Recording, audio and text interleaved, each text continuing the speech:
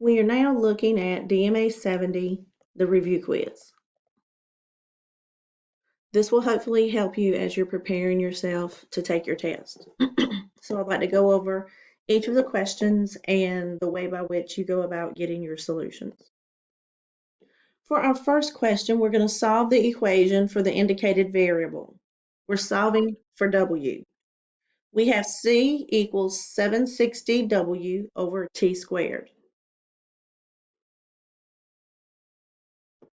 So C equals 760W over T squared, and we are solving for W. So what we want to do is use our skills that we had learned in DMA40 so that we know how to go about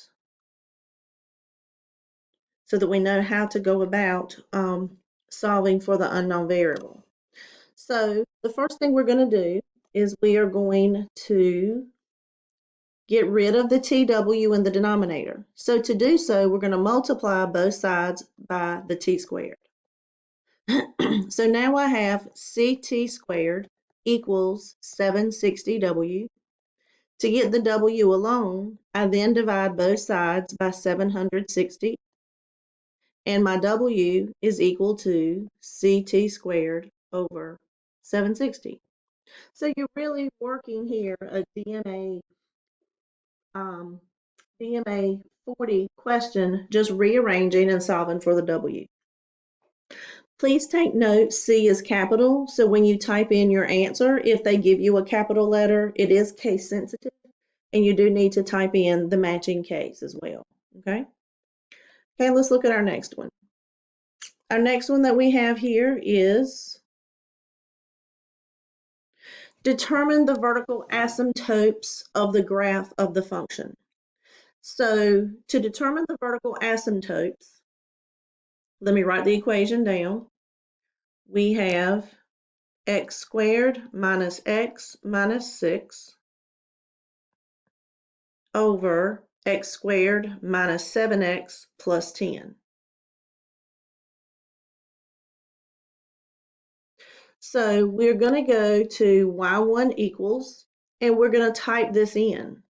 When we type this in, we're going to type it in on the calculator, and we're going to use parentheses to separate the two trinomials that we have. Okay, so let's do so. Okay, so we're only going to type it all on the y1. So we're going to do x squared minus x minus 6 divided by x squared minus 7x plus 10.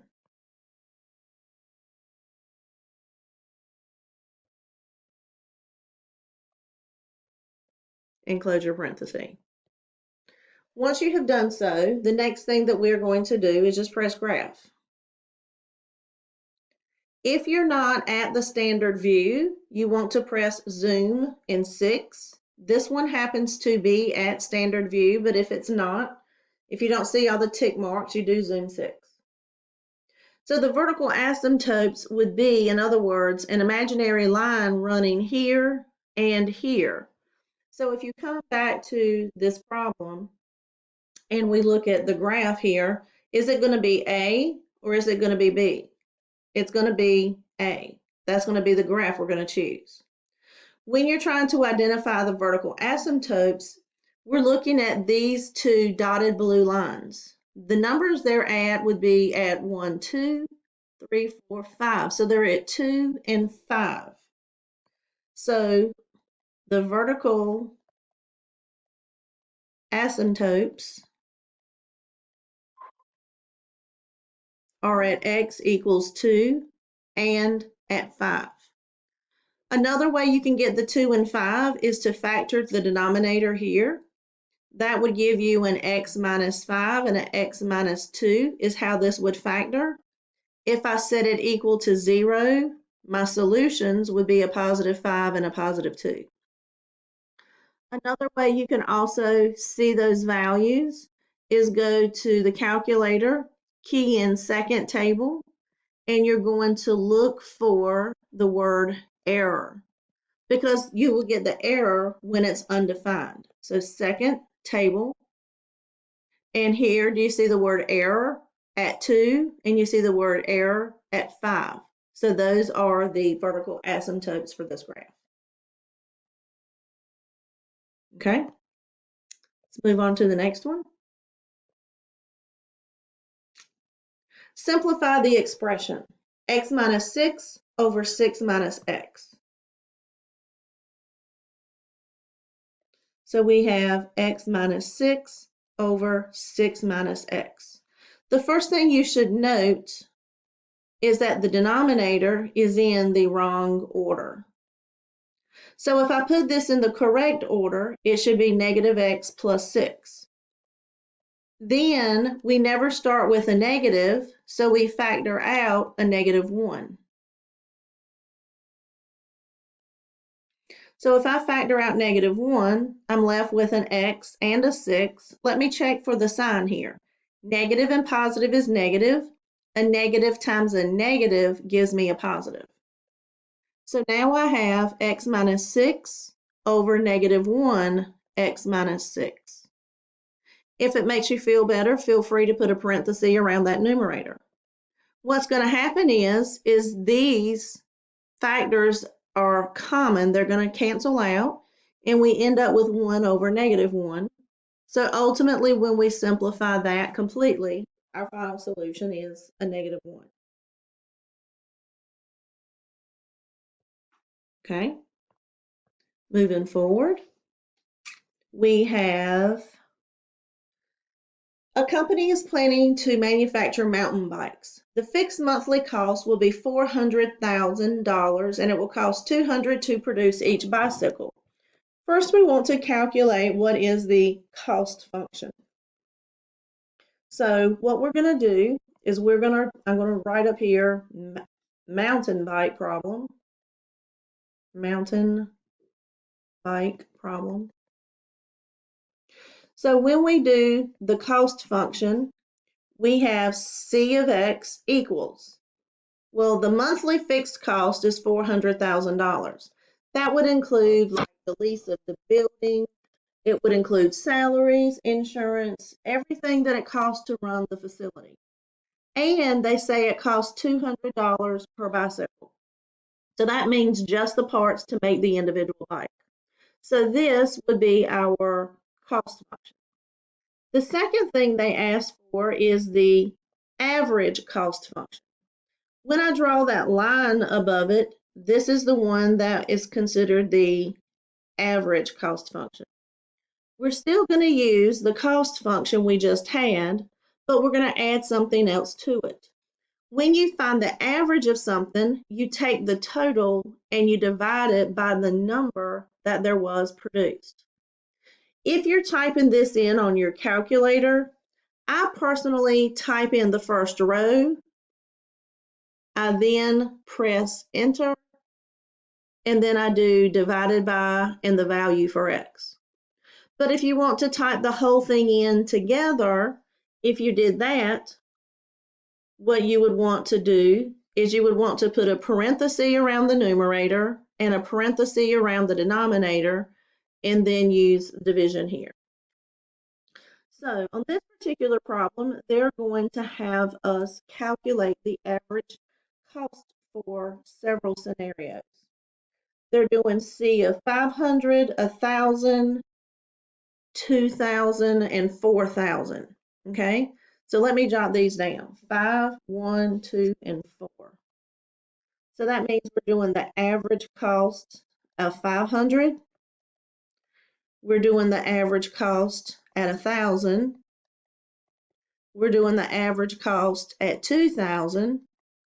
And we're doing the average cost at 4,000 bikes. So for each of these, we need to calculate what the price per bike is.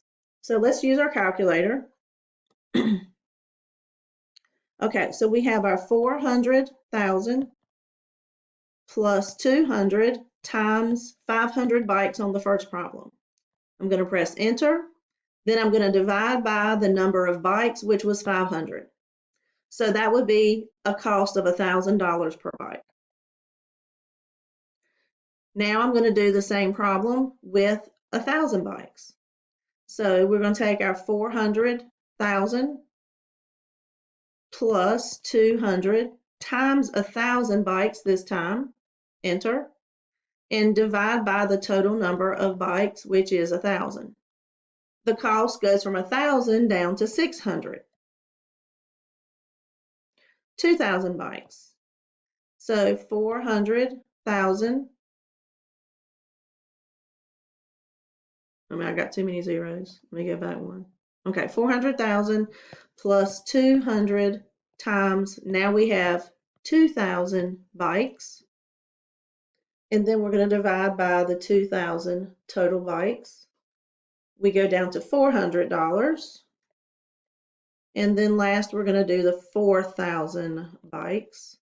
So 400,000 plus 200 times 4,000 gives me this amount divided by the total number, 4,000 bytes. My value goes down to 300. Okay, so what you're going to notice is happening is for this problem, the more bytes you produce, the cheaper it costs to produce each byte. What's happening is this cost of that $400,000 overhead monthly is getting split among the total number of bicycles. So it's going to continue to decrease a lot, but it's also going to hit what's called a horizontal asymptote.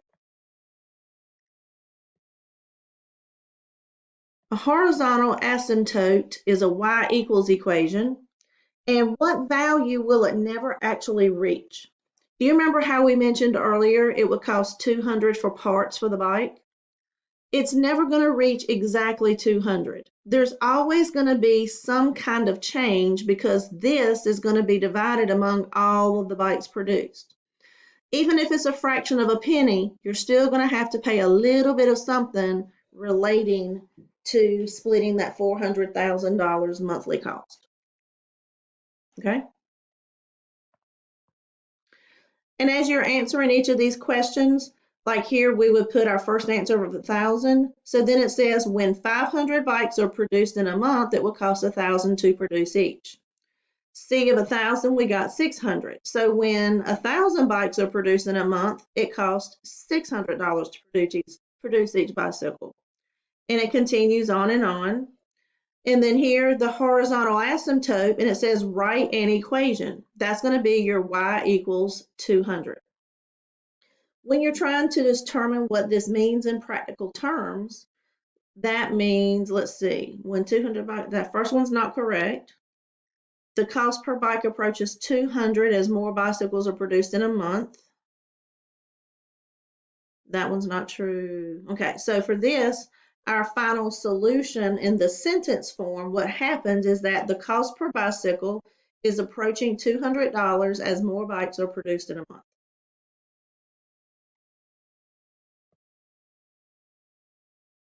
Solve the equation and check the solution. A over 11, A over 11 equals, and we have A minus 6 over 5.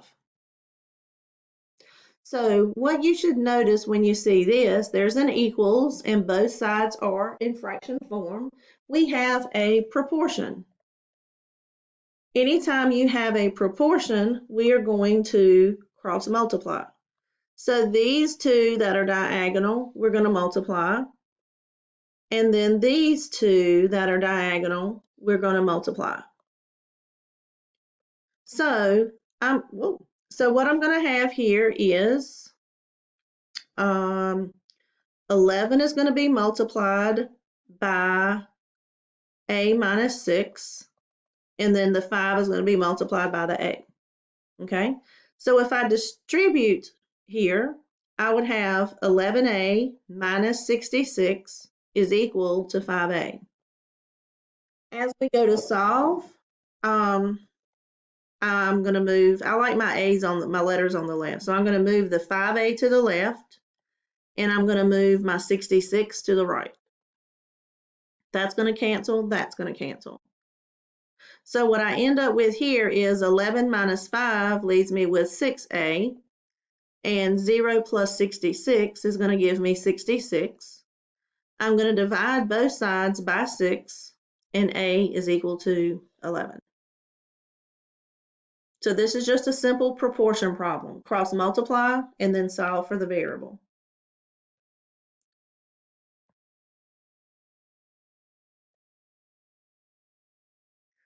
Find any values for which the expression is undefined.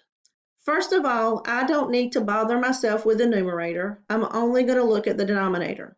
X squared plus 6x plus 5. X squared plus 6x plus 5.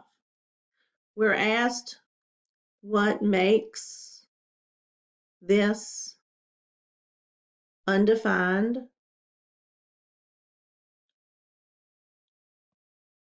The numerator had a 5x plus 1. The only thing we're going to be concerned with, however, is just the denominator. So we're going to factor that denominator. Let's come to our calculator. Clear. So what we have is 1 times 5 is 5. So we're going to have 5 divided by x. On the second row, let's put y1 there, y1 plus x. Second table, we look in the third column for the number 6, and we get a positive 1 and a positive 5. So that gives me an x plus 1 and an x plus 5. So what we're going to do is set that equal to 0. So if x plus 1 is 0 and x plus 5 is 0, as I go to solve each of these, I'm going to move my 1 over, x equals negative 1. Here I'm going to move my 5 over, and my x is negative 5. So what would make this undefined would be the two values, negative 1, negative 5.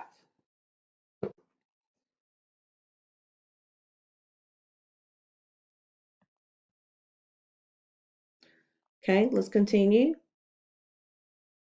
Y varies inversely as x. So let's go ahead and just stop right there. Y varies inversely as x. Y varies inversely as x.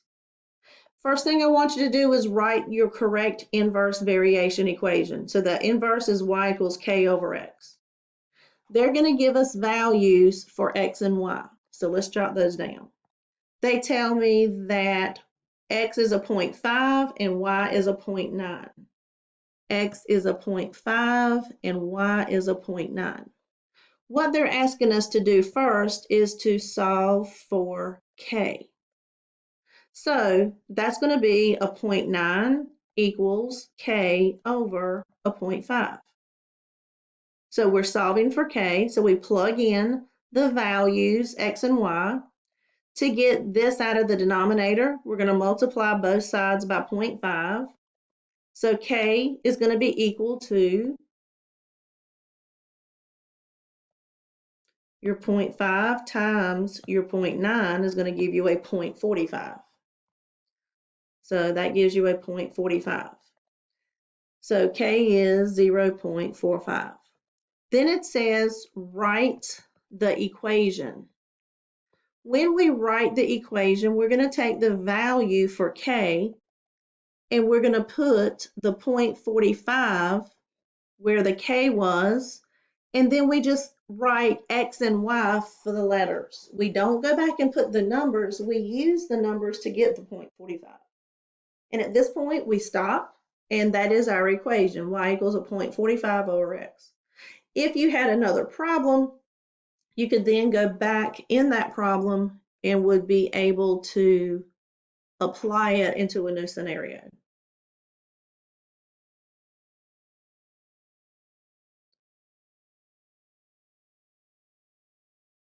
Okay, let's move on to the next question. Our next question that we have is perform the addition, simplify if possible. Okay, this is that section 4 that was the challenging one. We have different denominators, so we've got several steps to go through. Okay, so 4 over x plus 3 plus, and we have 6 over 3x plus 9.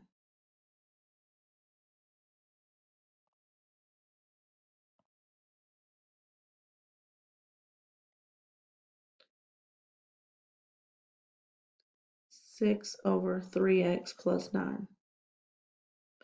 The first thing we're going to do is look at the denominators. That's already factored.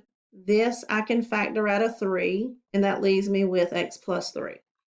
So the first thing we're going to have to do is to find the least common multiple.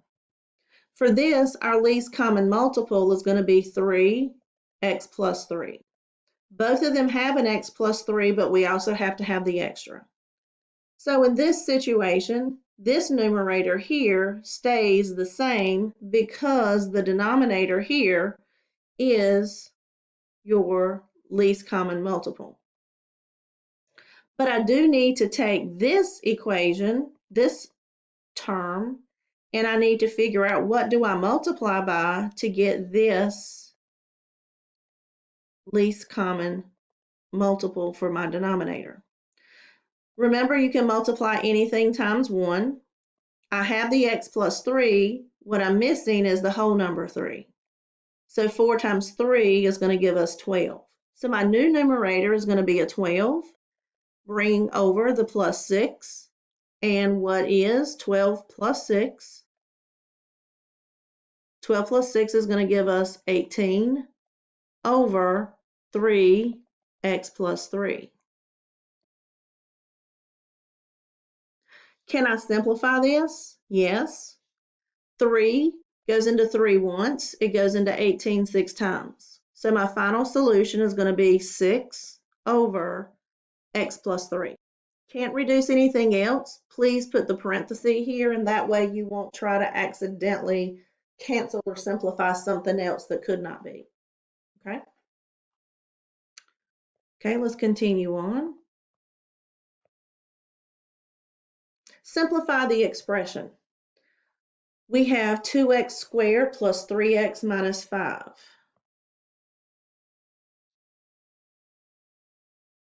We have 2x squared plus 3x plus 5 over, minus 5, excuse me, and an x minus 1.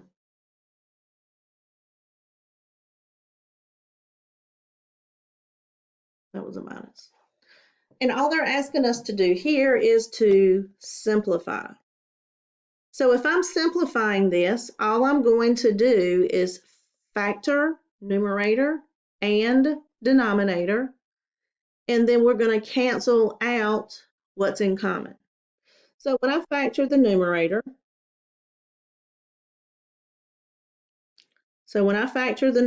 into two terms, they're going to start with x, and then I've got to remember to divide both of those by 2. 2 times negative 5 gives me negative 10.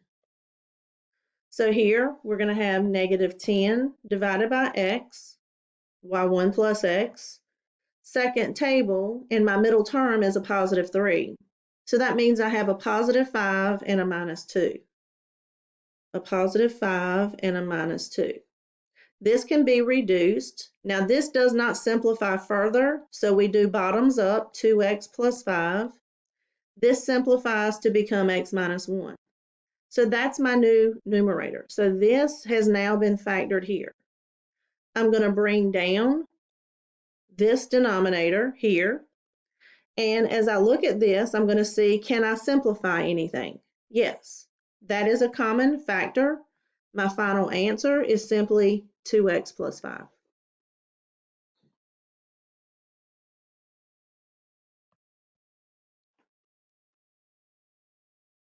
Solve the proportion. 10 over 7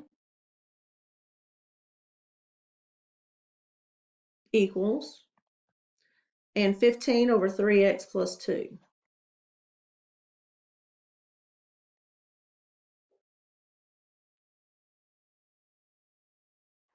So we're doing a proportion, so that simply means we are going to cross multiply. We're going to multiply these two, we're going to multiply those two, and then we're going to solve. So I'm going to have 10 times 3x plus 2, and I've got 7 times 15. So here, as I distribute, I've got 30x plus 20. And then here, let's do 7 times 15. We get 105. I then want to move my 20 to the other side. So 30x equals, subtract here, we've got 5, we got 85. Divide both sides by 30. And we're going to simplify the fraction 85 over 30. We're going to simplify it. Do math, enter twice, 17 over 6. So my final solution here will be left as a fraction as 17 over 6.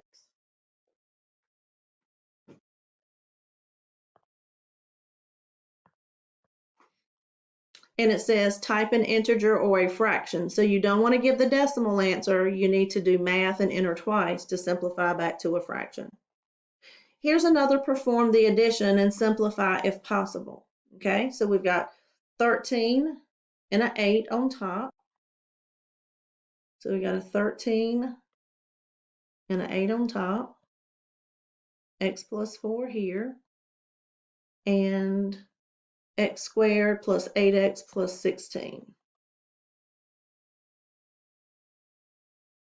So this is already a factor. This I need to factor into 2 terms.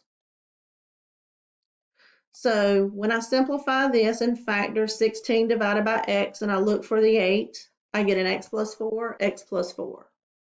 So as I find my least common multiple, the least common multiple is going to be x plus 4 2 times.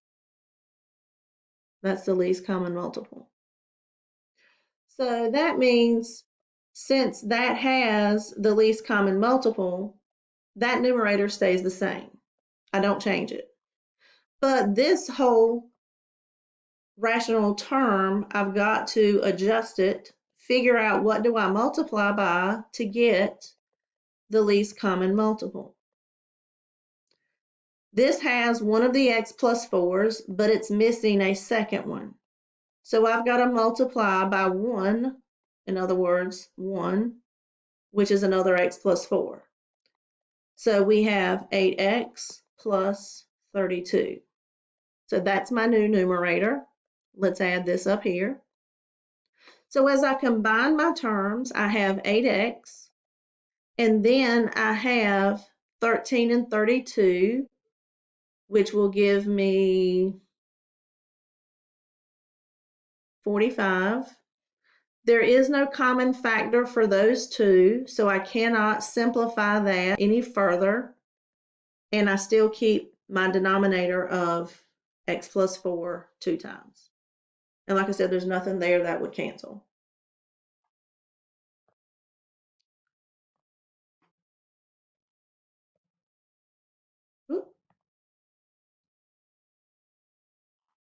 And let's see if we can get 2 more done. Okay, solve the equation and check the proposed solution. Hint, hint, hint, and check the proposed solution. So we have 4 over 18, a minus 6. 4 over, 4 plus 18 over a minus 6, hang on. 4 plus 18 over a minus 6 equals, and we have 3a over a minus 6. So they tell us to solve and check the proposed solution. That's a big hint here. Hint, hint.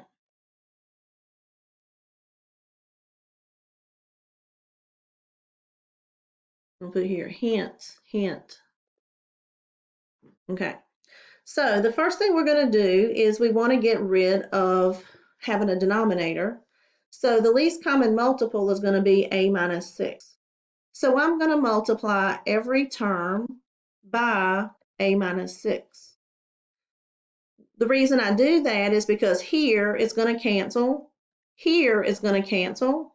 I'm left with 4 times a minus 6 plus 18 equals 3a.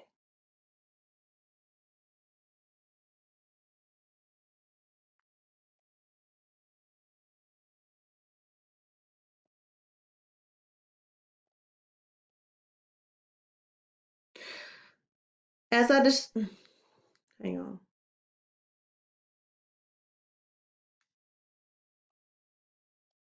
So as I distribute, I have 4 minus 24 plus 18 equals 3a. I'm going to take the negative 24 plus the 18, and that's going to give me a negative 6.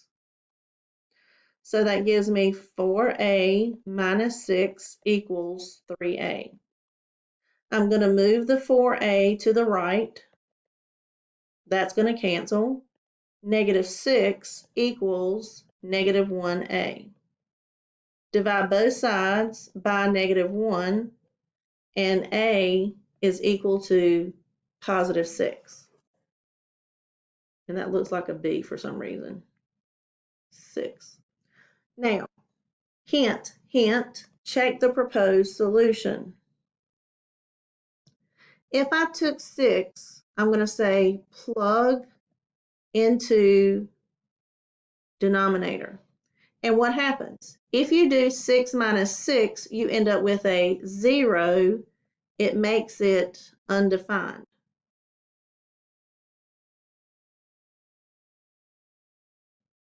Hang on. It makes it undefined. So for this particular problem, we're going to give an answer of no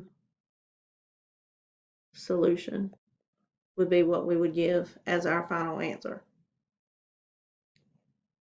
And we are going to stop there.